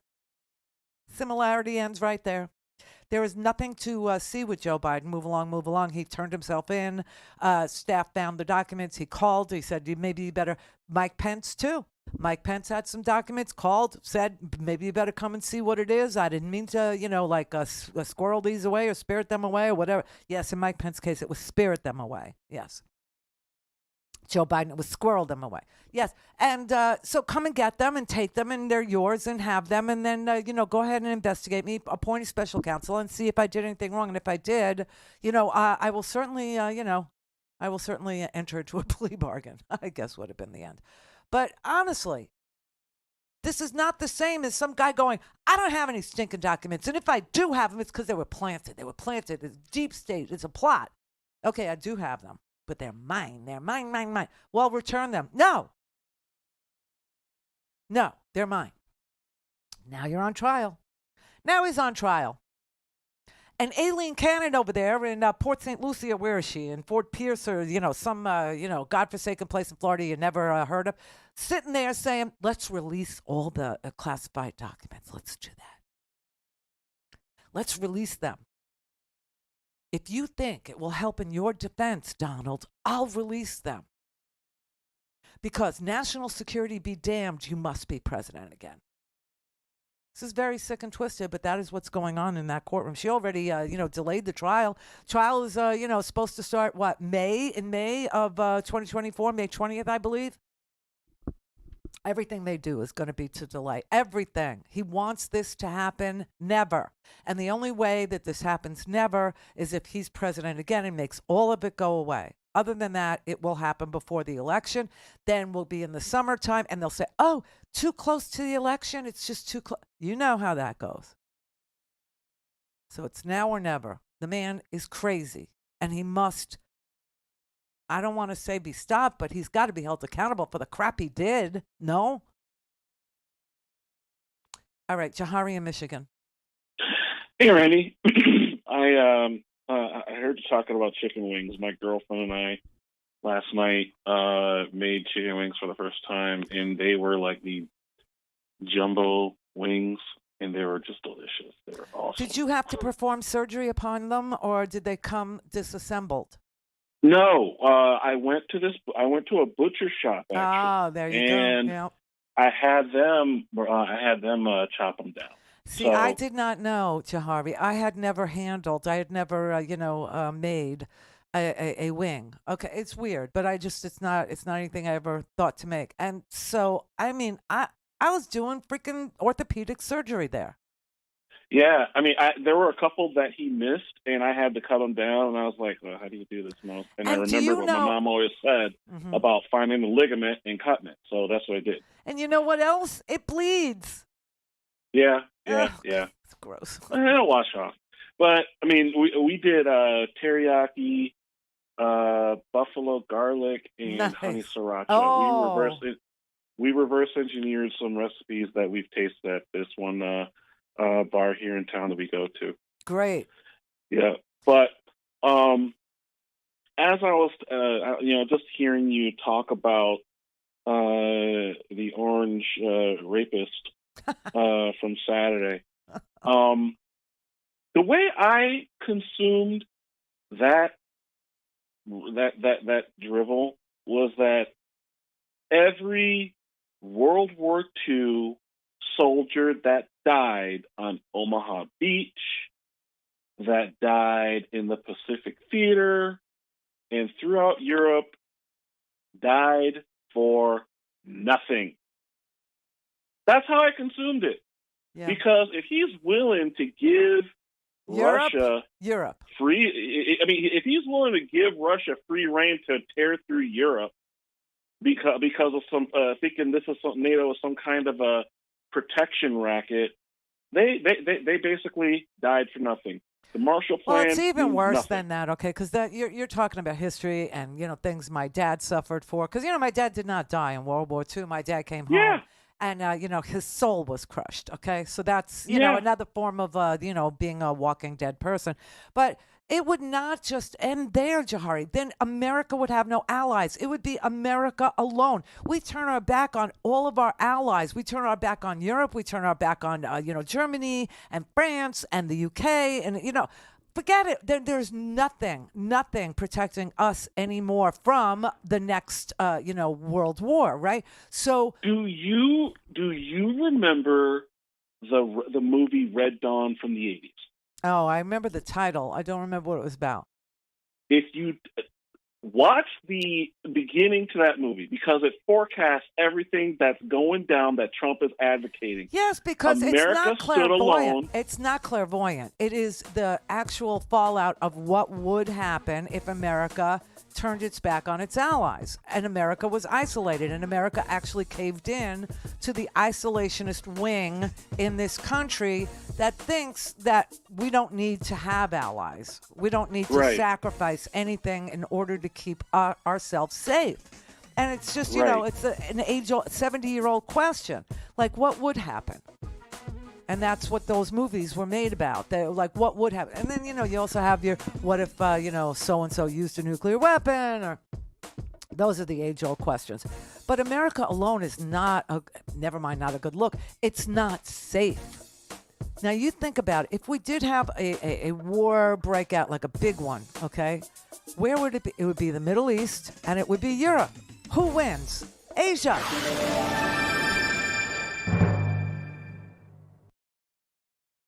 Clear for takeoff. Randi Rhodes. Randi Rhodes. Randi Rhodes. RandiRhodes.com. Do you think that the people who stormed the Capitol should be held responsible to the full extent of the law? I have concerns about the treatment of January 6 hostages. Can I speak to Pelosi? Yeah, we're coming. Oh, Mike Pence, we're coming for you too. We can take that place.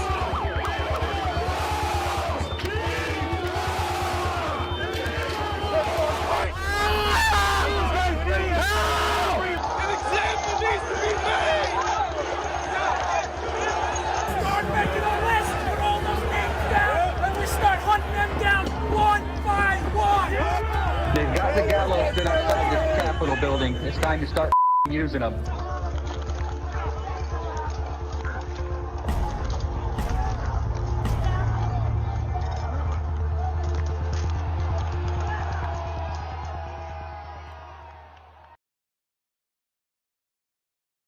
There hasn't been a positive thing happen in this administration since it came about. Now, Teddy Roosevelt had the square deal. FDR had the New Deal. Truman had the fair deal. What President Biden, Democrats, all of us have accomplished in the last few years is a big deal. Results matter. Inflation now is down to 3.2%. Wages are up to 4.4%. The economy is booming, 5.2% GDP growth in the last quarter. With a gallon of gas now at the lowest Thanksgiving price since 2020, prices for gasoline down 9 straight weeks. By so many measures, the economy is in good shape. Unemployment near 50-year lows. Wages going up. The economy, it is growing. Inflation, it is slowing. Because of the CHIPS and Science Act, one of the most significant economic plans since FDR. I'm proud of the work Biden and Harris have done. President Biden and his team worked 24/7 with partners in the region to make sure that this release was possible. This is a president who is right now showing the American people what real leadership looks like. It's amazing how many times in his career Joe Biden has been counted out, only to come back and prove the critics wrong.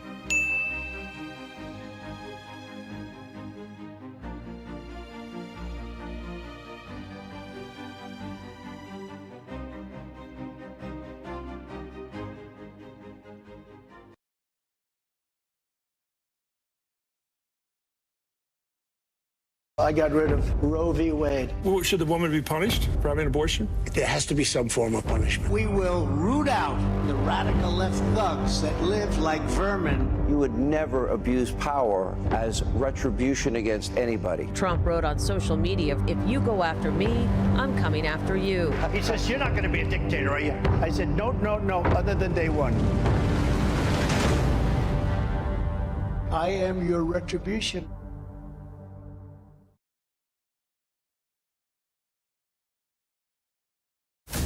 What is a failed coup? Is it a loss? A defeat? A victory for the good guys? What happens to those who perpetrated the coup? Are there consequences? Or do they remain in power? And if they do, when are we safe? What will stop them next time? Donald Trump's campaign is obsessed with the past. He's willing to sacrifice our democracy, put himself in power. Not America, not you. A failed coup with no consequences is just a training exercise for the next attack. I am your voice. I am your warrior. I am your justice. I am your retribution. And make no mistake, they're going to try again. Unless you stop them.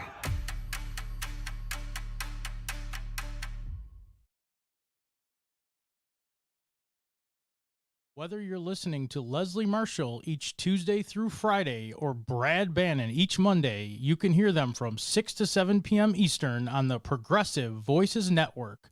Here's a sample of what you'll hear. The director of the United Steelworkers District 4, Dave Wasura. Unions give workers a voice in shaping their communities, and that includes increased civic engagement, more focused political power for working families. It's a win-win-win all around because you have, the wages. Obviously, you're improving the surrounding community because there's job creation. There are wages that are increased, not just at the union, but also the non-union facilities because they raise the bar. But then there's more civic engagement.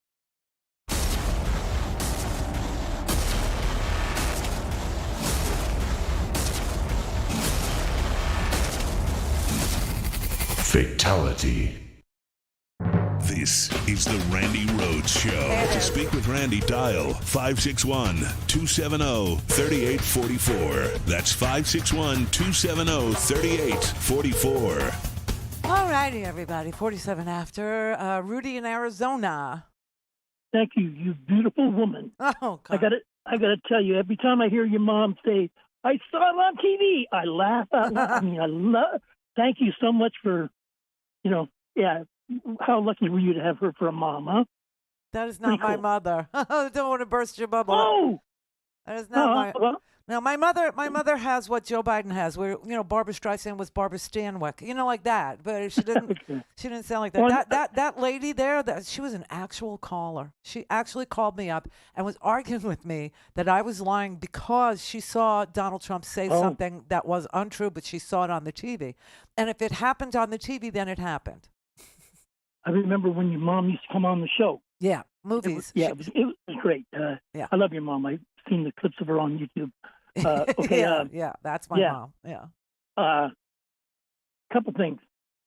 I think World War III started in 2014 when Russia took over Crimea. I think that's in the history book. It's going to go down as that was the start of World War III because we've been in a fight ever since.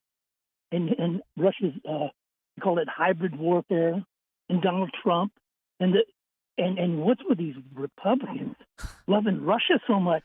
Well, I don't know. I mean, are they? I remember when the Republicans were very, much anti, the evil empire, and Iran was, Sharia law, and now they're all about it. Like whatever Iran wants, Iran should get, and whatever Russia wants, they should take it, and they're cool with it. They're down with it, and America alone is a good way to end it for them. I don't think they understand, that the world is a real place and that there are people in the world who do really, really heinous things and that America is the place where everyone looks to right the wrongs, right? To come in and say, okay, you can't do that. And I don't know if they want America to give that up, because they call it the world's policeman and stuff. And they, they're not all about policemen. They will beat America with an American flag. They will beat policemen with a Blue Lives Matter flag. I mean, it is who they are. So, but I don't understand who takes our place, Rudy. If we're not going to be the policeman, what are we going to get as a policeman? They're authoritarian lovers. You know what? As crazy as this sounds, the Democrats are the conservatives. We're the conservatives now, right? Yeah. Because we want to keep this country.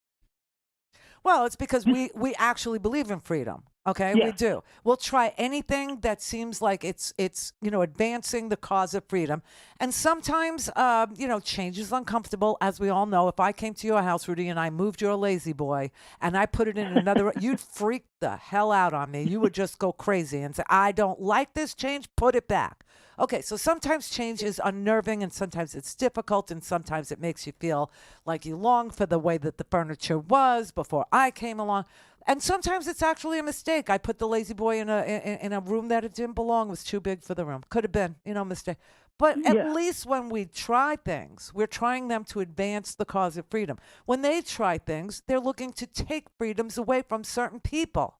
And the wheel just spins, and whoever it lands on, that's who they take freedom from. It could land on school children, and they would say, I don't want them to read. I don't want them to read, this book. I don't want them to read, it's too violent, or it's too gay, or it's too whatever.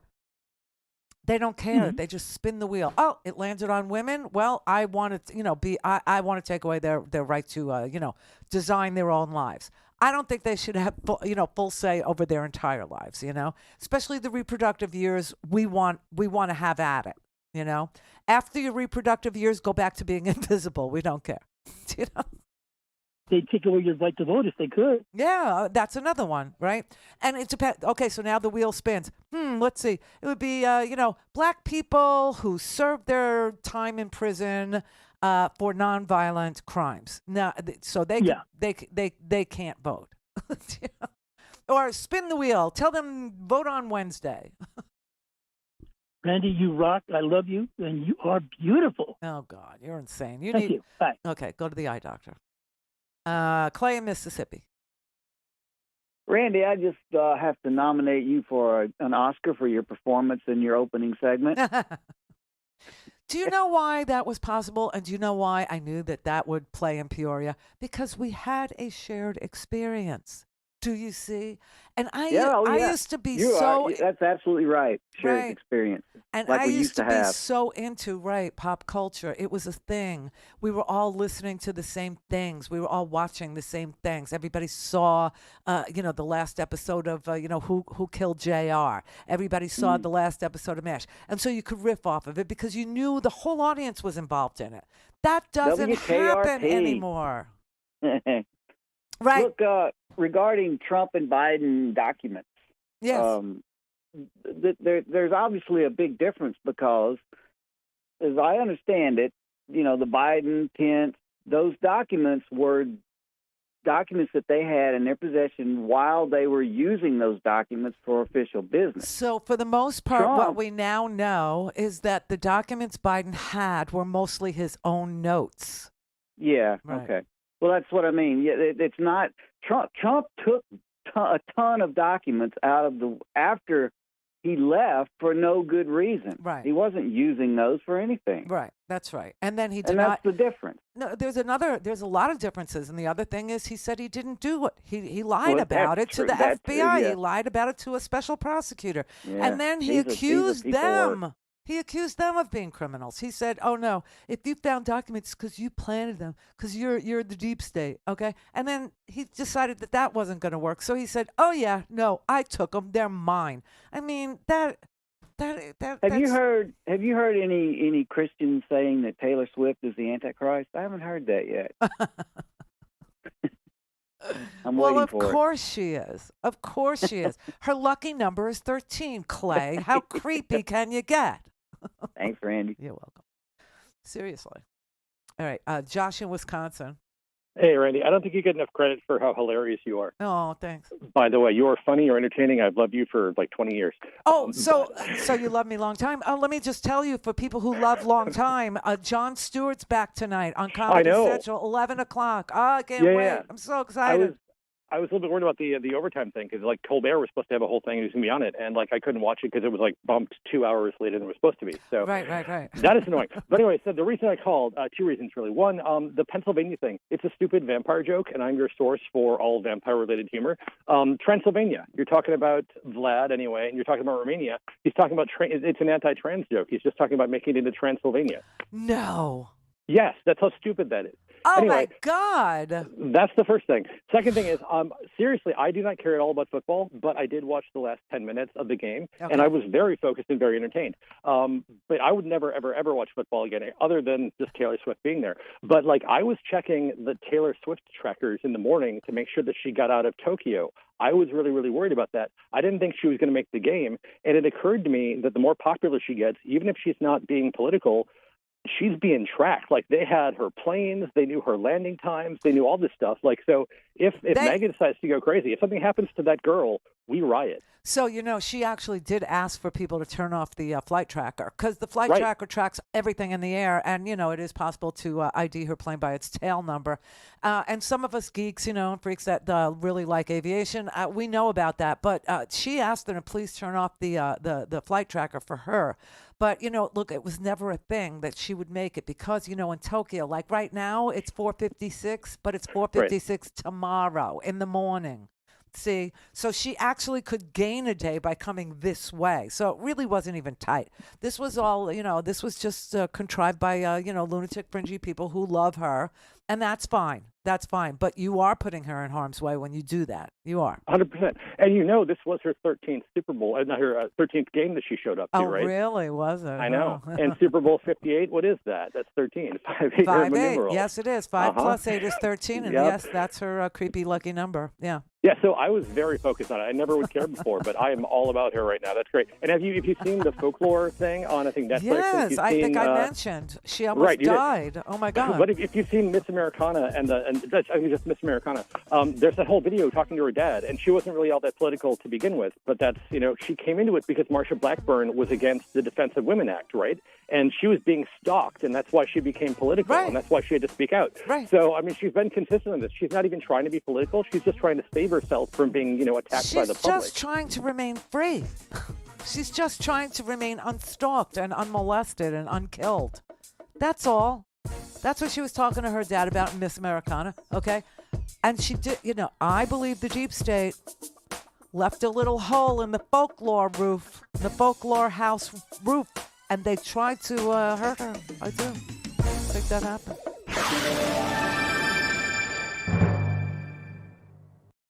Clear for takeoff. Randi Rhodes. Randi Rhodes. Randi Rhodes. RandiRhodes.com.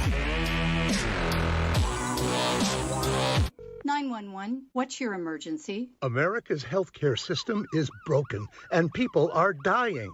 Welcome to Code WACK, where we shine a light on America's callous healthcare system, how it hurts us, and what we can do about it. I'm your host, Brenda Gazar.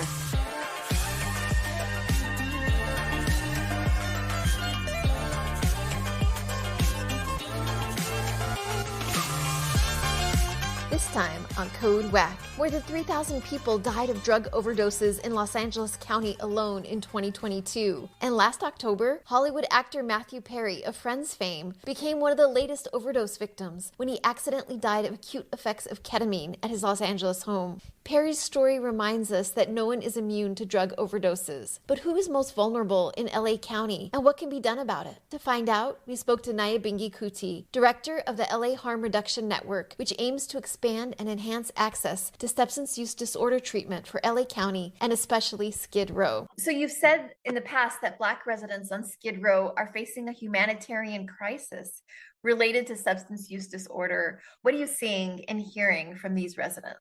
Well, what I'm hearing is a lack of residential beds there and the issue of quality of treatment that I mentioned. Many people that have died from overdoses have been in treatment multiple times. If you listen to people like Perry and other celebrities that have overdosed and died, they've been in treatment before. And sometimes over 10 times. So that makes you wonder, well, why isn't treatment working? Get the full Code WACK story on ProgressiveVoices.com and on the PV app.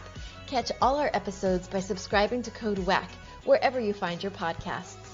This podcast is powered by Heal California, a nonprofit that uplifts the voices of those fighting for healthcare reform around the country. Until next time, stay healthy. Now, the top of the hour on the Progressive Voices channel on TuneIn presents the Green News Report. The science is clear. Soot pollution is one of the most dangerous forms of air pollution. EPA cracks down on deadly type of air pollution. January 2024 was the hottest January ever recorded on planet Earth. Plus, scientists say that climate change is creating hurricanes so strong they're literally